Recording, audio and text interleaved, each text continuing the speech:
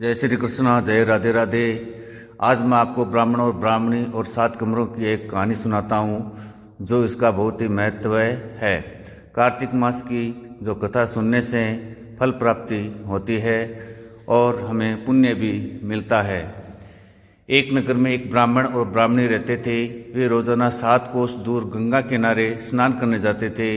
इतनी दूर आने जाने से ब्राह्मणी थक जाती थी। एक दिन ब्राह्मणी कहने लगी, काश हमारे भी एक बेटा होता तो कितना अच्छा रहता। बेटे की बहू आती और हमें घर वापस जाने पर खाना बना हुआ मिलता।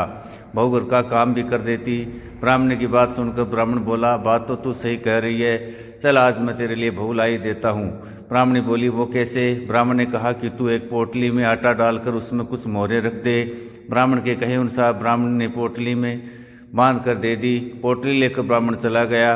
ब्राह्मण अभी कुछ ही दूर गया था, उसे नदी के किनारे बहुत ही सुंदर लड़कियां दिखाई दी। वे रेत के घर बनाकर खेल रही थी। उनमें से एक लड़की ने कहा कि मैं अपना घर नहीं तोड़ूंगी, मुझे तो रहने के लिए घर चाहिए। लड़की की बात सुनकर ब्राह्मण मन ही मन सोचने लगा कि बहू बनाने के लिए लड़की सही रहेगी। जब वह लड़की जाने लगी तो ब्राह्मण भी उसके पीछे पीछे उसके घर तक चला गया। वहां जाकर ब्राह्मण ने उससे कहा, बेटी अभी कार्तिक मास चल रहा है, इसलिए मैं किसी के घर खाना नहीं खाता। मैं आटा लेकर आया हूँ, तुम अपनी माँ से पूछो कि क्या वह मेरे लिए आटा छान कर 4 रोटी बना देगी। यदि ये मेरा आटा छान कर रोटी बनाएगी तो मैं रोटी खाऊंगा। लड़की ने जाकर अपनी माँ से सारी बात कह दी। माँ ने कहा, ठीक है, जाकर बाबा से कह दो कि वह अपना आटा दे दे, मैं रोटी बना दूंगी। जब वह आटा छानने लगी तो आटे में से मोहरें निकली। वह सोचने लगी कि जिसके आटे में इतनी मोहरें हैं उसके घर में कितनी मोहरें होंगी। जब ब्राह्मण खाना खाने बैठा तो लड़की की माँ ने कहा, बाबा क्या आप अपने लड़के की सगाई करने जा रहे हो?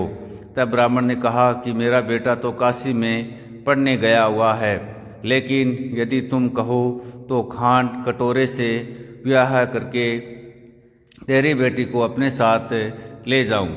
लड़की की माँ ने कहा, ठीक है बाबा, और फिर खांड कटोरे से अपनी लड़की की शादी करके उसे ब्राह्मण के साथ भेज दिया। ब्राह्मण ने घर आकर कहा, रामू की माँ दरवाज़ा खोल कर देख, मैं तेरे लिए बहू लेकर आया हूँ।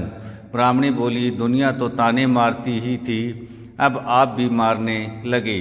हमारे तो कोई बेटा ही नहीं है तो बहू कहाँ से आएगी। ब्राह्मण ने कहा कि तू दरवाज़ा खोल कर तो देख। जब ब्राह्मणी ने दरवाज़ा खोला तो सामने बहू को खड़ी देखा। उसने बहू का स्वागत किया और आदर सत्कार से अंदर ले गई। अब ब्राह्मण और ब्राह्मणी स्नान करने जाते तो बहू घर का सारा काम करके और खाना बनाकर रखती। वह उनके कपड़े धोती और रात को पैर भी दबाती थी। इस तरह काफ़ी समय बीत गया। ब्राह्मणी ने अपने बहू से कहा कि बहू कभी भी चूल्हे की आग मत बुझने देना, मटके का पानी कभी ख़त्म मत होने देना। एक दिन चूल्हे की आग बुझ गई। तब बहू भागी भागी अपनी पड़ोसन के पास गई और कहा कि मेरे चूल्हे की आग बुझ गई है, मुझे थोड़ी आग चाहिए। मेरी सास ससुर सुबह 4 बजे से गए हुए हैं, वह थके हारे आएंगे, इसलिए मुझे उनके लिए खाना बनाना है। तब पड़ोसन ने कहा कि तू तो बावली है, तुझे ये दोनों मिलकर पागल बना रहे हैं, इनके कोई बेटा नहीं है। बहू ने कहा, नहीं ऐसा मत बोलो, इनका बेटा तो बनारस काशी पढ़ने गया हुआ है। तब पड़ोसन ने कहा, ये तुझे झूठ बोल कर लाए हैं, इनका कोई बेटा नहीं है। अब बहू पड़ोसन की बात में आ गई और कहने लगी कि अब आप ही बताओ मैं क्या करूं। पड़ोसन ने कहा, करना क्या है, जब तुम्हारे सास ससुर आए तो जली फूकी रोटियां और बिना नमक की दाल बना कर देना। खीर का चमचा दाल में और दाल का चमचा खीर में रख देना। वह पड़ोसन की सारी सीख लेकर घर आ गई और जब उसके सास ससुर घर आए तो उसने ना तो उनका आदर सत्कार किया और ना ही उनके कपड़े धोए। जब उसने सास ससुर को खाना दिया तो सास बोली, बहू आज ये रोटियां जली फूकी क्यों हैं और दाल भी बिना नमक की है। तब बहू ने पलटकर जवाब दिया कि एक दिन ऐसा खाना खा लोगे तो क्या बिगड़ नहीं जाएगा। तुम्हारा सास ससुर को खरी खोटी सुनाकर फिर से पड़ोसन के पास गई और बोली, अब आगे क्या करना है। पड़ोसन ने कहा कि अब तुम्हें 7 कोठों की चाबी मांग लेना। अगले दिन जब वे स्नान करने के लिए जाने लगे तो बहू अड़ गई कि मुझे तो 7 कोठों की चाबी चाहिए। तब ससुर ने कहा कि इसे चाबी दे दो, आज नहीं तो कल इसे ही देनी है। तब सास ने बहू को चाबी दे दी। सास ससुर के जाने के बाद जब बहू ने दरवाजे खोले तो देखा किसी में अन्न भरा है, किसी में धन भरा है, किसी कोठे में बर्तन भरे पड़े हैं।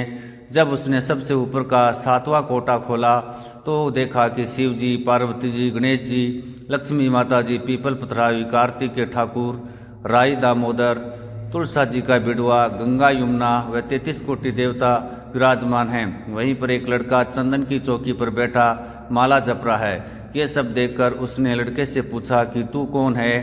तब लड़का बोला, मैं तेरा पति हूँ, अभी दरवाज़ा बंद कर दे, जब मेरे माता पिता आएंगे तब दरवाज़ा खोलना। ये सब देखकर बहू बहुत खुश हुई। 16 श्रृंगार कर सुंदर वस्त्र पहनकर अपने सास ससुर का इंतजार करने लगी।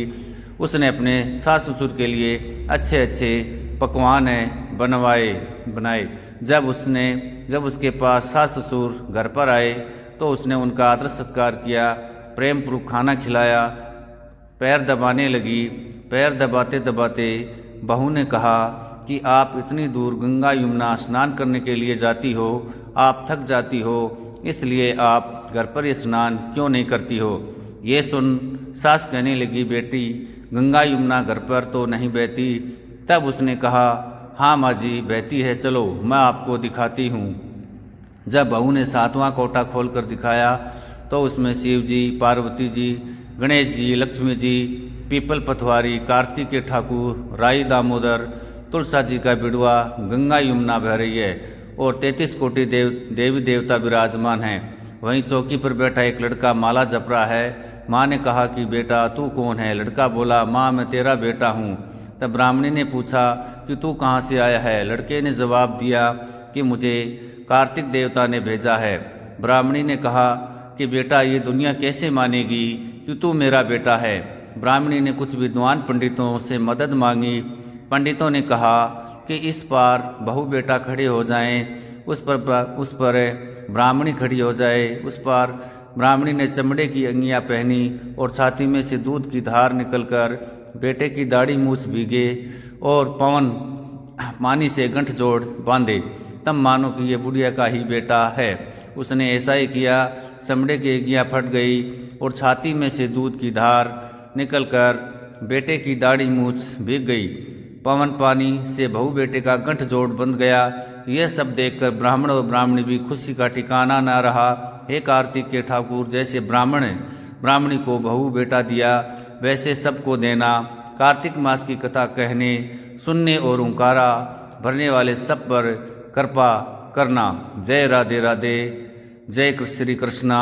अगर वीडियो आपको पसंद आए तो वीडियो को लाइक, शेयर एंड सब्सक्राइब जरूर करना। जय श्री कृष्णा, जय राधे राधे।